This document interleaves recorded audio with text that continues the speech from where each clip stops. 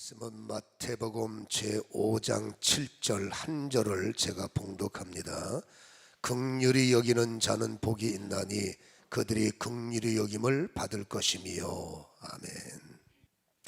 긍휼히 여기는 자는 복이 있나니 그들이 긍휼히 여김을 받을 것이요 라고 말씀합니다. 이 긍휼이라는 말 헬라어 의미는 엘레에온이라는 단어입니다.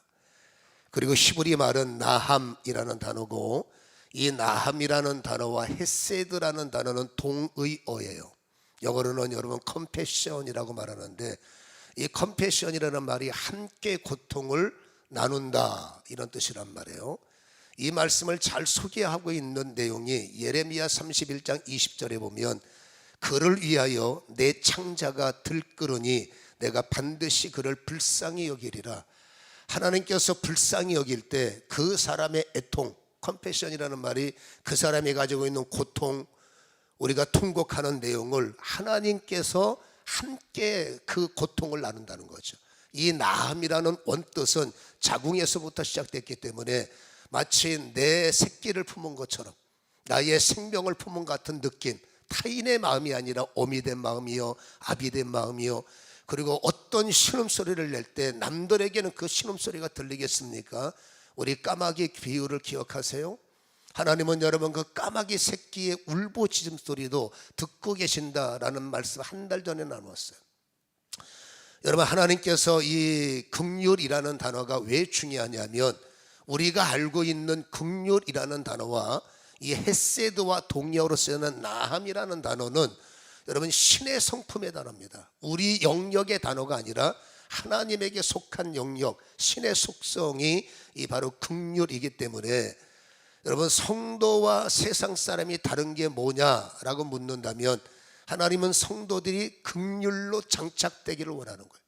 하나님의 긍휼을 느낀 자, 하나님의 긍휼을 받은 자가 받고 끝나는 것이 아니라, 구원을 받았으면 구원의 빚을 졌으니까 복음을 전하듯이 은혜를 받았으면 은혜는 나눠야 되는 것처럼, 하나님의 긍휼을 받았다면 이 긍휼은 나를 통해서 누군가에게 흘러 들어가기를 원하는 거죠. 그러면 성도가 뭐가 다르냐? 긍휼을 장착한 성도, 그 긍휼로 세상이 여러분 흘러 들어가도록 통로가 되는 것이 바로 여러분 이 성도의 차이점이다라는 것을 우리는 기억해야 되는데, 이 긍휼이 결코 쉬운 단어만은 아닙니다. 왜냐하면 내가 알고 있는 자비 이상의 신의 영역의 단어이기 때문이죠.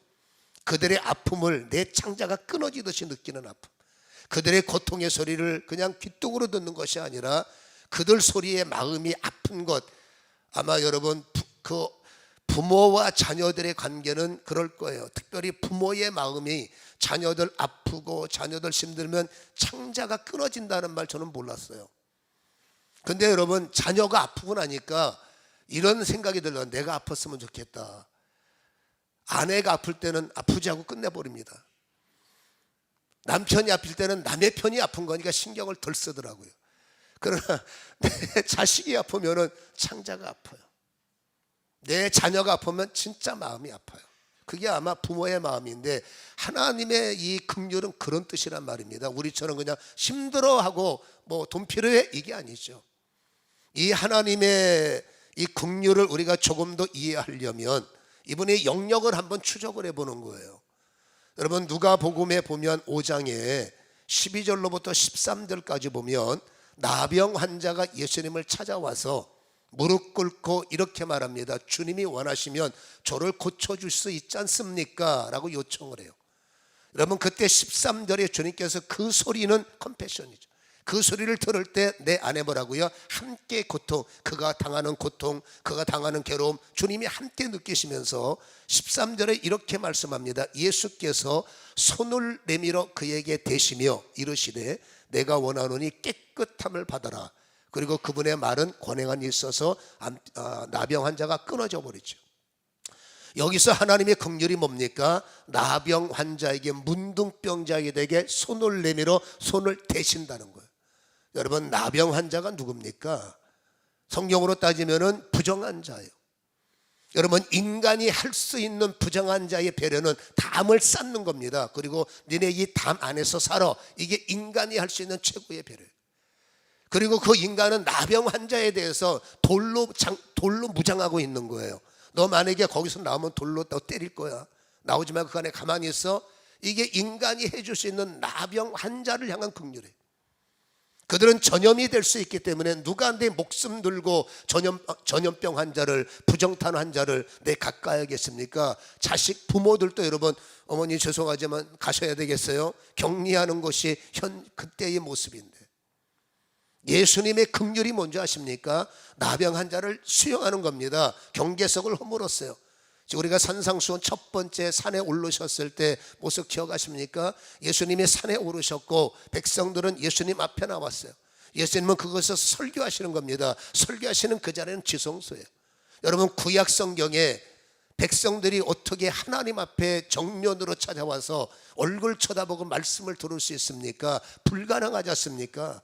그러나 이사야 2장에 예수님은 여러분, 이제는 더 이상 산에서 상암도 없고 해암도 없고, 이사야서의 예언, 다시 말해서 경계석을 끊어버리는 거죠. 출애굽기에 우리가 알다시피 하나님께서 시내산에서 모세를 부르셨을 때 이 경계석이야, 호기심으로 넘어오면 죽으니까 절대로 경계석을 넘지 못하게 하고 너만 와라, 기억하죠? 그래서 여러분, 그들은 그게 있기 때문에 지성소 안의 휘장에 대한 경계심을 그들은 크게 갖는 겁니다. 저 경계석 넘어가면 죽어, 휘장을 열고 들어가면 죽어, 이게 그들의 개념이기 때문에 여러분, 그들이 주님 앞에 와서 설교를 듣는다는 것은 구약 사람은 상상을 할 수 없는 거지만, 우리가 알다시피 주님 앞에 산상수훈의 첫 번째는 하나님은 휘장을 찢으시고 경계석을 털어내셨고, 누구든지 주님 앞에 십자가 피 의지하여 이제 예수님의 이름으로 누구든지 지성소에서 말씀을 받을 수 있고, 베드로는 말하죠. 우리는 거룩한 제사장이 되었다. 만민 제사장서를 전파하지 않았습니까? 바로 이 예수님의 영역은 경계석을 허무는 거예요. 그들이 부정하든, 그들이 죽을 병에 걸렸던, 그들이 어떤 일을 갖던, 긍휼은 저 사람의 고통을 내 창자가 끊어듯이 함께 공유하는 마음이고, 그들을 정말로, 여러분, 이 헤세드의 베이스가 뭡니까? 사랑과 용서가 베이스잖아요. 그리고 그 위에 품음이 있지 않습니까? 예수님은 그런 겁니다. 이론이 아니라 정말로 그를 끌어안고 나는 네가 고침받기를 원한다. 그래서 여러분, 그 전염병이 될 수 있는 그 환자의 손에 그 손에다가 손을 대고 안수한다. 이 손 대고 안수하고 그를 수용하고 끌어안는 게 뭡니까? 이것이 하나님이 원하는 긍휼이라는 거예요. 아까 제가 말씀드렸죠. 인간은 경계석이 있습니다. 넘어오지 마. 안타깝지만 어쩔 수 없잖아. 넘어오지 마. 넘어오면 너 가만 안 둬. 이게 인간의 어쩔 수 없는 한계. 하나님은 그들을 향해서 말합니다. 긍휼히 여기는 자가 긍휼을 받게 되리라. 하나님의 긍휼이 그들에게 긍휼로 장착되기를 원한다는 거죠. 로마서 9장 23절에 보면, 또한 영광 받기로 예비하신 바 긍휼의 그릇에 대하여 그 영광의 풍성함을 알게 하고자 하셨을지라도 무슨 말을 하리요? 라고 말합니다. 하나님이 원하는 성도들은 여러분, 긍휼의 그릇으로 무장되길 원하는 거예요. 이 긍휼은 내가 아는 대로 힘들지 말 위로, 여러분, 돈 몇 푼 집어주는 자비, 그런 구제, 그것을 압도적으로 뛰어넘는 하나님의 속성, 바로 여러분 그들의 모든 것을 끌어안는 여러분 이 긍휼 신의 성품을 주님은 성도들이 무장되기를 원한다는 거예요.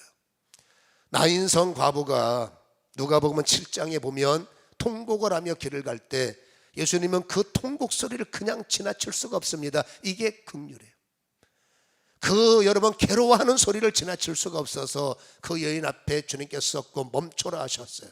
그리고 여러분 7장 14절에 보면 놀랍게 예수님은 그 관에 손을 얹으세요.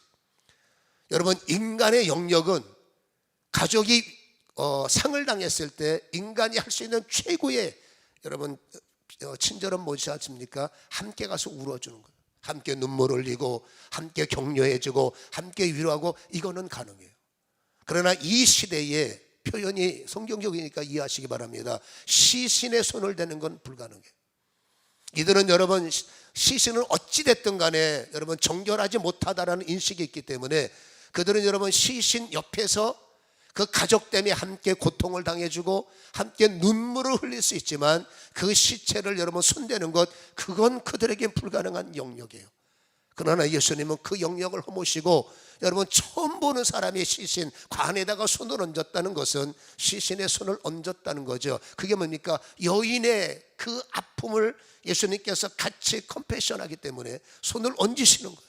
그리고 그 영혼이 살아 돌아오기를 하나님은 원하셨을 때 우리가 알다시피 그 아이는 살아난 것을 우리에게 보이고 있다는 것입니다. 여러분 마태복음 18장에 어떤 사람이 비유적인 얘기이기 때문에 우리는 들어야 할 필요가 있습니다. 1만 달란트의 빚을 졌다는 거예요. 불가능한 얘기지만 비유입니다. 여러분 1만 달란트를 풀면 about 6조입니다. 6조.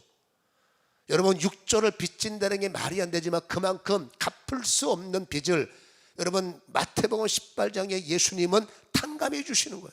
하나님의 마음은 그겁니다. 불쌍해서 27절에 보면 그 종이 불쌍히 여겨 놓아보내며 그 빚을 6조를 탕감하여 주었다라고 말해요. 하나님의 불쌍 긍휼은 뭔지 아십니까? 액수가 눈에 보이지 않습니다.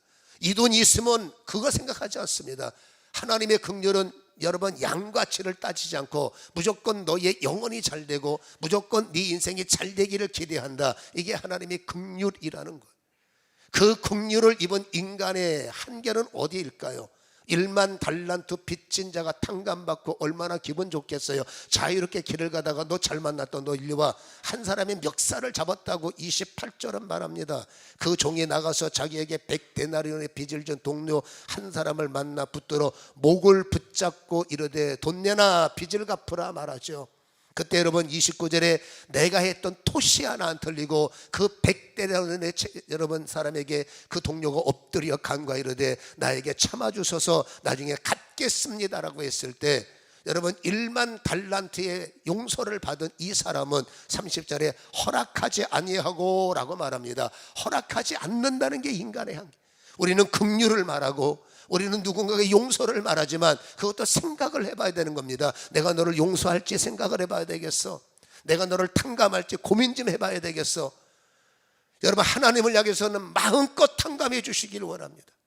하나님을 위해서 마음껏 용서해 주시기 원합니다. 하나님 내가 어떤 죄를 지었을지라도 하나님 나를 향한 용서는 아버지 제한이 없으셔야 됩니다. 무조건 나를 용서하시길 원합니다. 그러나 너는 절대 용서할지 안 할지 내가 고민 좀 해봐야 되겠어.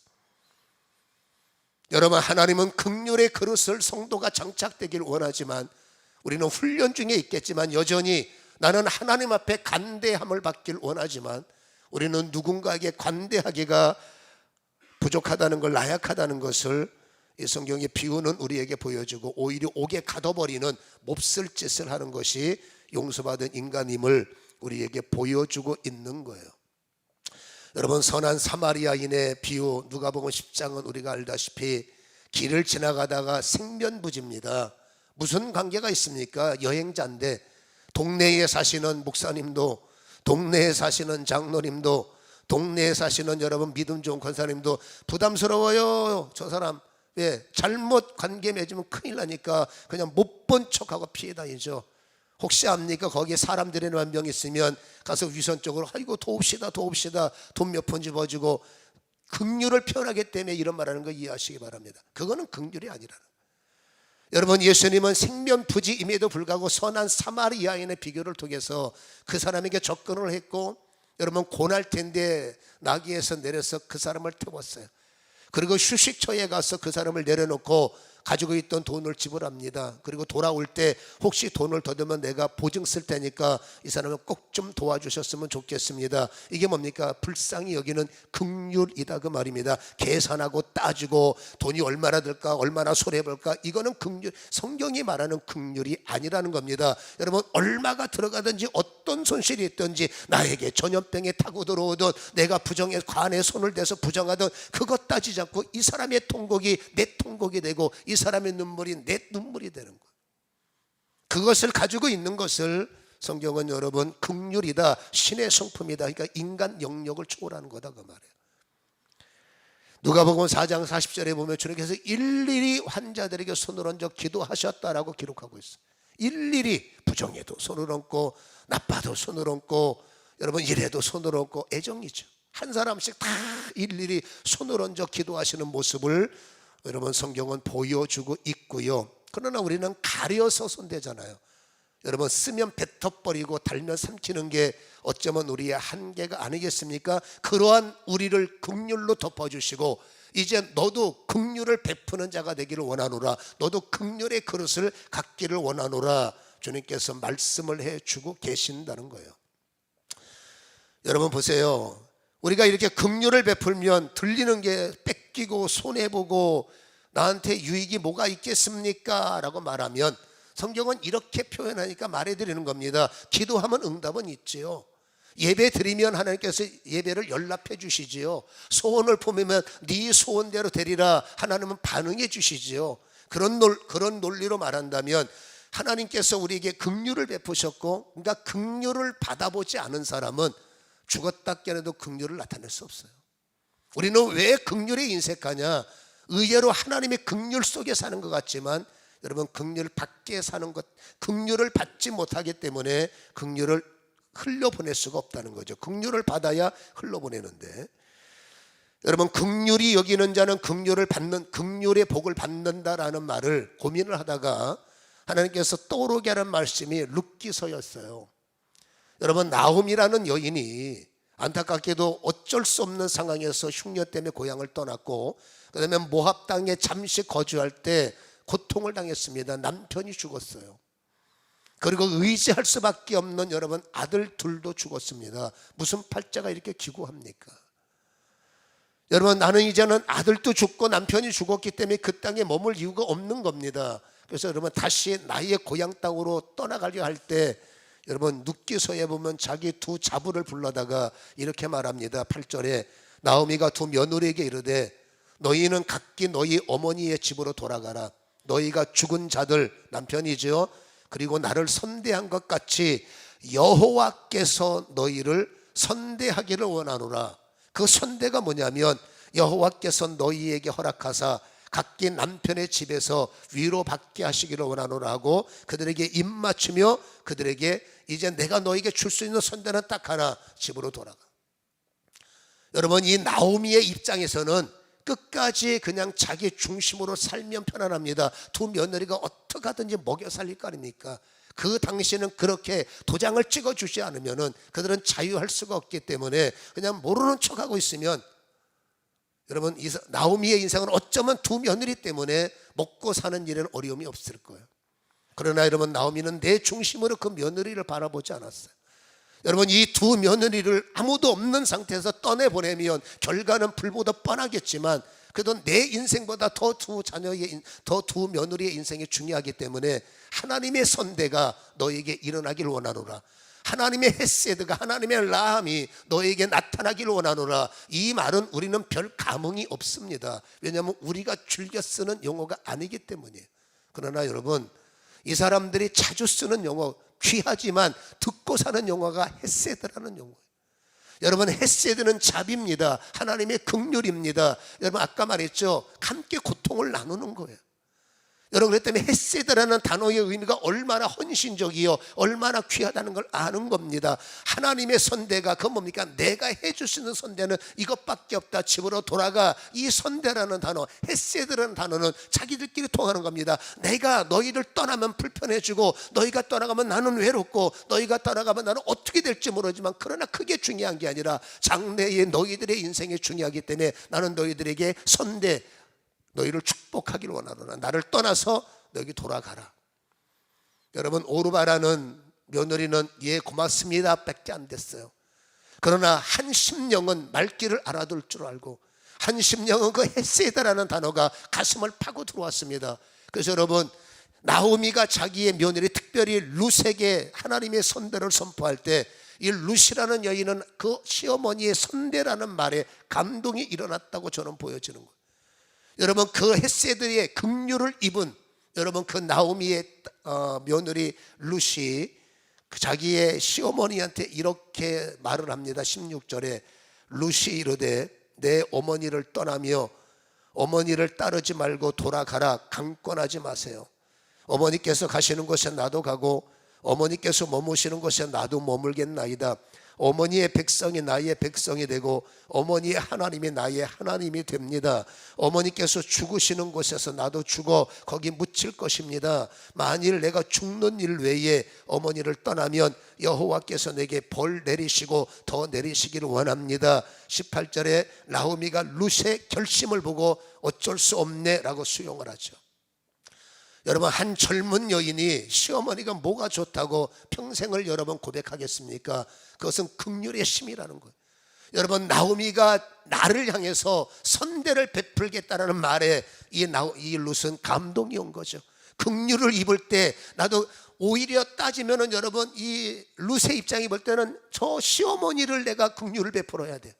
긍휼의 대상이 되시는 분이 나를 긍휼히 여긴다는 말이, 당신도 힘들 텐데 나를 돌봐준다는 말이, 나에게 자유를 준다는 말이, 당신도 힘들 텐데 나를 돕는다는 말이, 여러분, 받는 자 입장에서 그게 얼마나, 물론 어떤 사람은 당연하지 라고 가버리는 길가밭도 있겠지만, 그러나 옥토의 사람들은 그 말을 버릴 수가 없는 겁니다. 그 선대를 버릴 수가 없는 겁니다. 여러분, 긍휼을 베풀면 그릇이 되는 사람들은 긍휼이 움직이는 거예요. 긍휼을 받았기에 이 며느리의 마음속에 긍휼이 움직이며 내가 죽는 일 외에는 절대 어머니를 떠나는 일이 없을 겁니다. 이렇게 여러분, 긍휼히 여기는 자는 긍휼을 받게 하는 하나님의 영적 스피릿의 은혜가 이 두 사람 사이에 있음을 우리에게 들어보라 라고 말씀을 해주는 거죠. 믿음과 믿음 사이에서는 여러분, 긍휼을 베풀면 하나님은 어떻게 하든지 긍휼을 받게 하시는 이런 여러분 은혜가 흐르게 하시더라라는 거죠. 여러분, 그러면 룻이라는 여인은 평생 시어머니 먹여 살리다가 뼈가 부러져야 되겠습니까? 그것도 은혜, 뭐 본인이 선택하면 은혜가 되겠지만, 여러분, 룻이 자기 시어머니한테 나도 긍휼을 입었으니 나도 긍휼을 베풀 겁니다, 영적으로 말입니다. 그때 하나님은 긍휼을 베푼 룻의 인생 속에 여러분, 긍휼을 또 받게 만드는 것이 보아스를 만나게 하는 거예요. 여러분, 보아스를 만났을 때 룻이라는 여인의 이름 앞에, 룻이라는 여인의 모습 앞에 감동이 있게 했고, 결국 여러분, 이 감동 속에 두 사람은 어찌됐든 간에 결혼을 하게 해서 이 룻이라는 여인이 결국 예수 그리스도의 족보에 여러분 조상으로 기록되게 하는 정말 놀라운 은혜가 긍휼 속에 연결된다는 것을 우리는 들을 필요가 있다라는 것입니다. 긍휼을 베푸는 자 반드시 긍휼의 은혜가 옵니다. 여러분, 긍휼의 그릇이라는 말을 우리가 한 번 더 정리하고 말씀을 마쳐야 될 것 같습니다. 여러분, 요셉이라는 사람, 우리는 잘 알다시피 야곱의 아들이죠. 여러분, 요셉이 형들의 시기 때문에 살해의 위협 속에 들어갔고, 하나님의 구원 계획 때문에 살해는 면했지만 인신매매라는 초유 사태, 더군다나 타인이 나를 팔아먹는 게 아니라 여러분, 형제가 형제를 팔아먹는 말도 안 되는 인신매매 사건 속에 여러분, 요셉은 다시는 돌아올 수 없는 강력한 여러분 나라의 힘 있는 사람, 얼마나 여러분 정보력이 강해서 도망이 어렵죠. 그것이 노예로 팔려갈 때 요셉은 아마도 두고 보자, 너희들 가만 안 둘 거야. 어떻게 나를 팔아먹을 수 있어? 어떻게 나를 이 꼴 만들 수 있어? 하루하루가 어찌 보면 감정으로 따진다면 얼마나 감정이 상합니까? 남도 아닌 형들이 나를 팔아먹을 수 있냔 말입니다. 여러분, 하루하루 아마도 복수의 칼을 갈 수도 있고, 그게 인간의 연약함이다라고 할 수가 있는 거예요. 그런데 여러분, 참 놀라운 것은 여러분, 이 요셉이라는 사람은 그것을 감정으로 보는 것이 아니라, 믿음의 사람은 감정이 아니라 그 감정일 수밖에 없는 것을 감동으로 승화시키는 거죠. 왜냐하면 여러분, 요셉을 향해서 하나님은 꿈을 꾸는 사람이다 라고 표현하셨어요.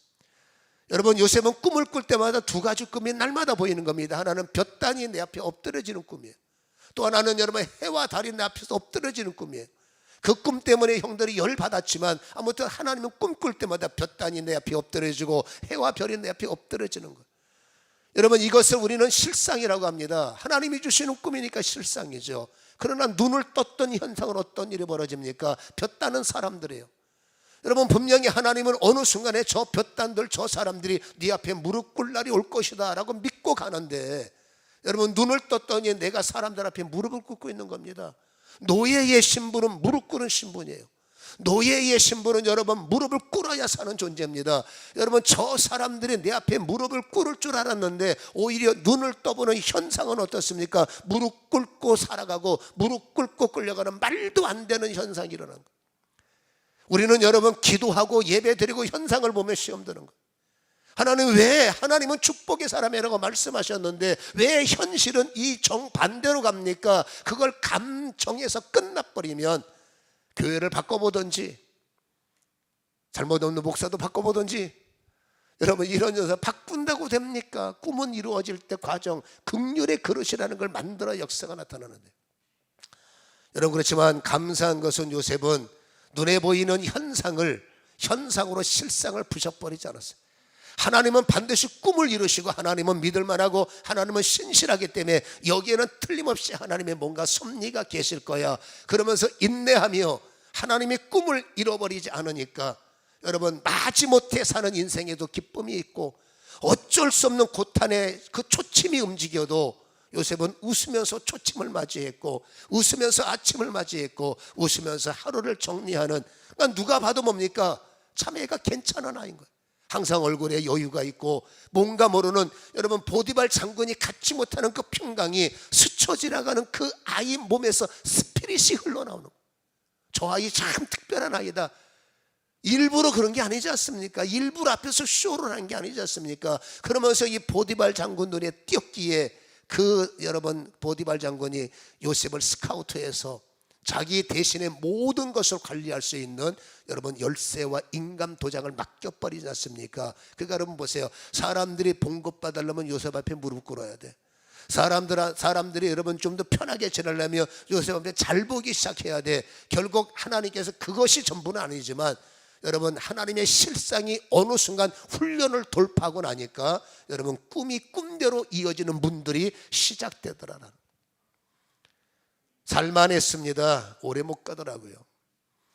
여러분 어려운 일 때문에 보디발 장군 아내 때문에 여러분 억울하게 누명을 쓰고 감옥에 떨어지죠. 하나님 잘 돼가 또 웬일입니까? 따지지 않았습니다. 왜냐하면 하나님께서 분명히 해와 달이 내 앞에 무릎 꿇게 한다고 그랬는데 관원들이 힘 있는 사람들이 여러분 서 있고 나는 그 앞에 무릎을 꿇는 거예요. 하나님 꿈에는 하나님의 실상에는 저 관원들이 저보다 더 강력한 권한자들이 내 앞에 무릎을 꿇는다고 하지 않습니까? 근데 현실은 뭡니까? 왜 나에게 이런 시련을 주십니까? 감정으로 말한다면 충분히 시험 들고 충분히 원망하고 충분히 기도고 뭐고 다 부셔버리는 거죠. 그러면 끝나는 거예요. 하나님은 긍휼의 그릇 훈련시키는 거예요.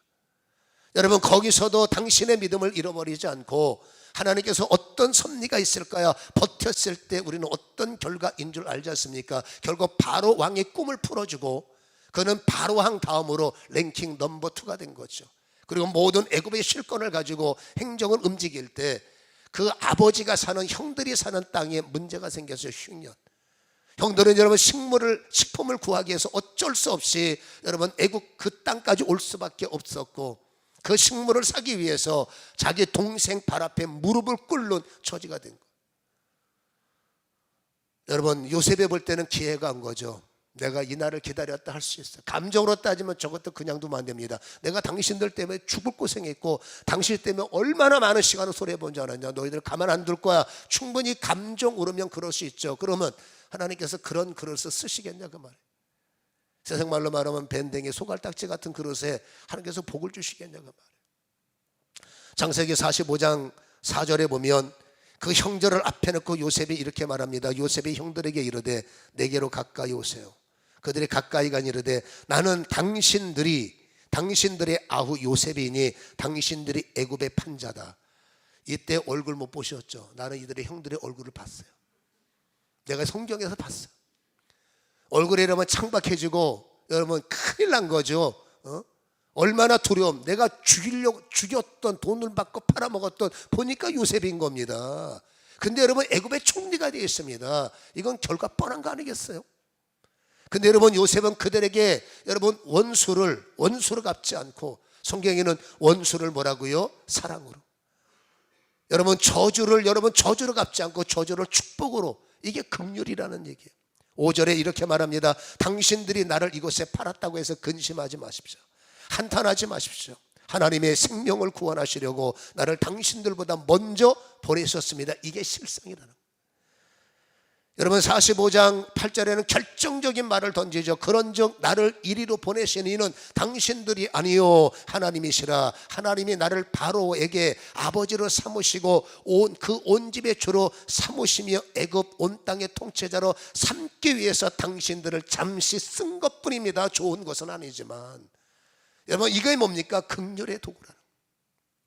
여러분 감정으로 보는 것이 아니라 만약에 애굽에서 이 요셉이 감정의 사람이었다면 이 자리까지 올 수도 없죠. 여러분 어떤 일이 현상에서 실상의 꿈을 꿨던 사람이 현상에 나가면 이 세상에 내 뜻대로 안 돼 있는 거예요. 열심히 작정 기도했으면 뭔가 바뀔 줄 알았는데 세상은 그대로 있을 때 우리는 현상을 보고 실상이 안 되는 뭐구나 그러면 지는 거예요. 여러분 현상은 그대로 있을지라도 우리는 하나님께서 내게 주신 꿈이 이루어짐을 믿고 인내할 수 있는 실상으로 현상을 덮어버려야 돼요. 실상으로 현상을 이겨야 됩니다. 그러니까 말씀이 나를 찔러 쪼개 골수분자가 돼 있어야 돼요. 여러분 골수분자는 절대 타협이라는 게 없지 않습니까? 여러분 이렇게 그러니까 요셉 같은 경우는 보세요. 이미 이 그릇 자체가 긍휼의 그릇이 된 거예요. 여러분 현상을 실상으로 승화시킬 수 있는 믿음, 여러분 감정으로 처리할 수 있는 것을 감정으로 보지 않고 끝까지 믿음으로 믿음으로 계산하는 그의 어떤 영적인 것. 그리고 여러분 현장 속에서 감정의 사람을 만나도 당신들은 도구일 뿐이지 나를 기도하게 하는, 나를 엎드리게 하는, 내가 하나님을 찾게 하는 당신들은 도구지 당신들이 뭐 잘못이 있느냐. 이게 뭡니까? 긍휼의 그릇이라. 그것 때문에 하나님께서 더 기도하게 하시고 그것을 통해서 뭔가 훈련을 시키신다는 것을 이 요셉은 깨달았기 때문에 그 상황에서 실상의 마음을 깨트리지 않은 결과 긍휼의 그릇을 갖고 있는 이 요셉에게 어떤 일을 하셨습니까? 이 당시에 최고의 위대한 일, 이스라엘 사람들을 여러분 결국 하나님의 뜻대로 애굽의 고센 땅에 데리고 와서 출애굽할 때까지 그들의 인원을 부흥시켰던 이 역할은 누가 있느냐? 긍휼의 그릇인 요셉만의 일이었다라는 거죠. 우리는 기도합니다. 하나님 큰 그릇 되게 하옵시고, 하나님의 강력한 축복권이 나에게 목사님이 설교한 것 같고 안 됩니다. 배로 나에게 부어지게 하옵시고, 내가 깨닫는 은혜 갖고 안 됩니다. 30배, 60배, 100배 이거는 주고 안 잊어버리죠. 30배, 60배, 100배 축복의 사람이 되길 원합니다. 하나님께서 그렇게 됐으면 좋겠다. 근데 문제는 그릇이 약해. 기도할 줄 알지만 그릇은 안 박혀. 내게 축복을 요구하지만 네 그릇은 항상 그 그릇이야. 여러분 그러면 안 맞는 거죠. 우리는 여러분 내 그릇을 푸셔야 돼요. 로마서 9장이 말하는 긍휼의 그릇을 가져야 되고, 하나님의 눈을 갖고 하나님의 마음을 갖고 하나님의 헤세드의 마음으로 우리가 장착돼서 내가 아는 사람에게 긍휼 베푸는 건 누가 못합니까? 그러나 하나님은 땅끝까지의 마음을 가져라. 여러분 예루살렘만 갖고 안 됩니다. 유대, 예루살렘만 갖고 안 돼. 사마리아, 예루살렘은 내 가족이다 그 말이에요. 가족 갖고 안 돼. 땅끝까지 가족에게 베풀 줄 아는 그 마음이 땅끝까지 네가 흘러들어가. 너는 긍휼의 그릇이고, 그 긍휼의 그릇에 기도할 때 응답은 당연하고 그 긍휼의 그릇에 은혜를 부을 때 축복은 당연한 거 아니겠느냐라는 것입니다. 출애굽기 33장 19절에 마지막 이렇게 말씀합니다. 여호와께서 이르시되 내가 내 모든 선한 것을 내 앞에 지나가게 하고 여호와의 이름을 내 앞에 선포하리라. 나는 은혜 베풀 자에게 은혜를 베풀고 긍휼히 여길 자에게 긍휼을 베푸느니라 라는 말씀의 의도를 우리는 기억하셔서 긍휼을 받을 그릇, 긍휼을 받았으면 긍휼을 베푸셔서 하나님의 긍휼이 온 천하에서 나에게 연결되고 연락되고 그런 열매를 맺는 저와 여러분이 되기를 주님의 이름으로 간절히 축원합니다.